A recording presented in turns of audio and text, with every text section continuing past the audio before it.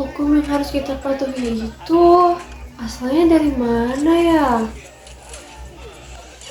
Apa dari kayangan ya? Hmm,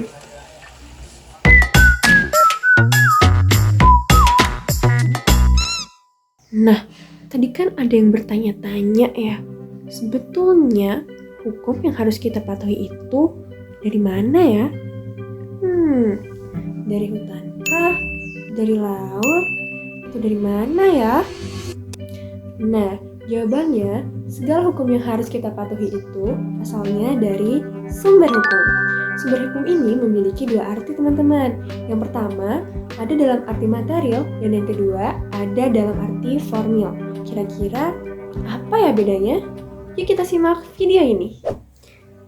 Oke, kita mulai dari yang pertama, yaitu sumber hukum dalam arti material. Apa sih artinya? Sumber hukum dalam arti material berarti sumber hukum atau aturan yang mengatur hubungan antara subjek dan objek hukum, baik subjek dengan subjek maupun subjek dengan objek. Nah, disclaimer dulu nih, subjek hukum adalah pihak yang aktif dalam hukum. Mereka memiliki hak dan kewajiban yang harus dipatuhi. Contohnya, seperti saya dan kamu yang lagi nonton. Sedangkan, objek hukum adalah pihak pasif dalam hukum. Mereka menjadi sasaran dari hak dan kewajiban. Contohnya seperti harta benda. Sumber hukum dalam arti material ini seperti benih terbentuknya sebuah hukum. Benih ini berupa ide, konsep, dan kondisi masyarakat. Benih ini kemudian akan tumbuh menjadi hukum tertulis maupun hukum tidak tertulis.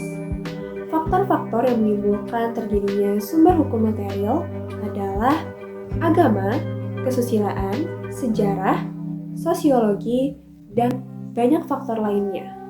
Sumber hukum dalam arti material ini dapat kita jumpai dalam fakta sosial. Fakta sosial adalah kejadian yang tengah dialami oleh masyarakat. Contohnya nih, saat ini pastinya kita sudah sangat merasakan perkembangan teknologi terutama dalam transaksi. Dalam transaksi, kita disuguhkan oleh banyak metode pembayaran, baik tunai maupun non-tunai, seperti QRIS, aplikasi-aplikasi digital, dan kartu debit. Nah, untuk mengatasi hal ini diperlukan regulasi atau aturan yang mengatur supaya tidak terjadi kesalahan ataupun kejadian yang tidak diinginkan. Makanya timbullah sumber hukum dalam arti material. Yang kedua nih, sumber hukum dalam arti formal. Formal. Dalam KBBI artinya kayak gini nih. Makanya, sumber hukum dalam arti formal dapat diartikan sebagai sumber hukum resmi yang wajib dipatuhi oleh masyarakat.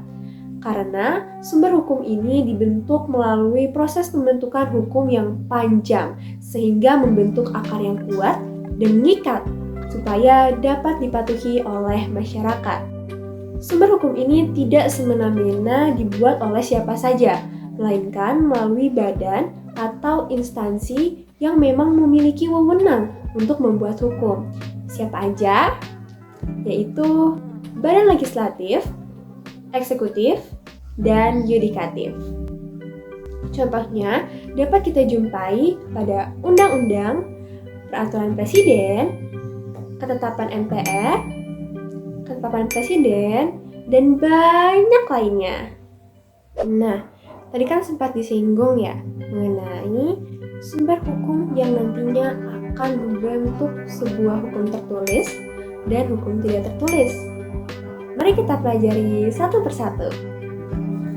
Oke, sekarang kita lanjut ke bentuk hukum yang pertama, yakni hukum tertulis.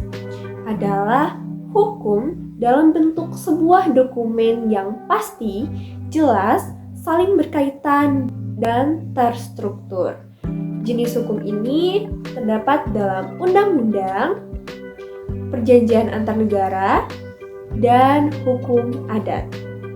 Undang-undang sendiri terbagi atas dua nih, yaitu yang dikodifikasi dan yang tidak dikodifikasi. Undang-undang yang dikodifikasi adalah hukum yang tersusun secara sistematis dan utuh. Biasanya termaktub dalam kitab-kitab hukum seperti kitab undang-undang. Sedangkan yang tidak dikodifikasi adalah hukum yang tidak menjadi bagian yang utuh dan sistematis. Jadi, hukum yang tidak dikodifikasi ini terpecah-pecah dalam berbagai peraturan. Yang kedua nih, yaitu hukum tidak tertulis. Seperti namanya, hukum tidak tertulis ini tidak berupa dokumen, melainkan norma, kebiasaan, adat istiadat, dan tradisi yang ada dalam masyarakat. Walaupun tidak dijelaskan secara eksplisit, namun hukum ini diyakini dan dipatuhi oleh masyarakat. Nah, sanksi bagi hukum ini pun tidak tertulis, melainkan berupa sanksi sosial. Walaupun begitu, hukum ini berperan penting dalam kehidupan kita loh. Contohnya, mempererat hubungan sosial. Kok bisa? Karena hukum ini mengatur kebiasaan berupa tata krama. Hal basic kayak permisi ketika mau lewat itu sederhana kan? Tapi dengan kita seperti itu, orang lain akan merasa dihargai dan mereka akan menghargai kita. Itu namanya mempererat hubungan sosial. Kalau hukum tertulis kan bentuknya dokumen ya.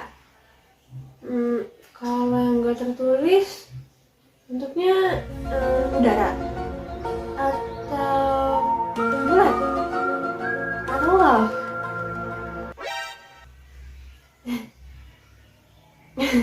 Nah, bentuk hukum tidak tertulis itu ada dua ya, tapi bukan berupa bangun datar maupun udara, melainkan yang pertama, kebiasaan.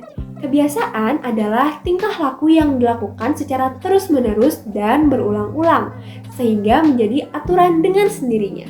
Kebiasaan ini tidak hanya dilakukan oleh satu orang, melainkan oleh banyak orang sehingga disepakati oleh masyarakat. Yang kedua adalah prinsip-prinsip umum hukum atau General Principle of Law. Prinsip-prinsip umum hukum ini adalah inti atau nilai dasar dari hukum itu sendiri.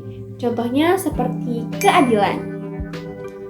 Tanpa dituangkan dalam sebuah dokumen atau tulisan, nilai keadilan ini sudah sangat meresap dalam masyarakat.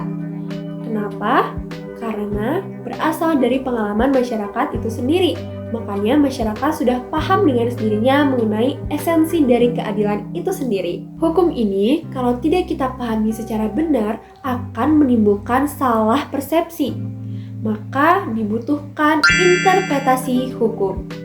Interpretasi hukum adalah kegiatan menafsirkan, memaknai, mengartikan suatu hukum yang berlaku.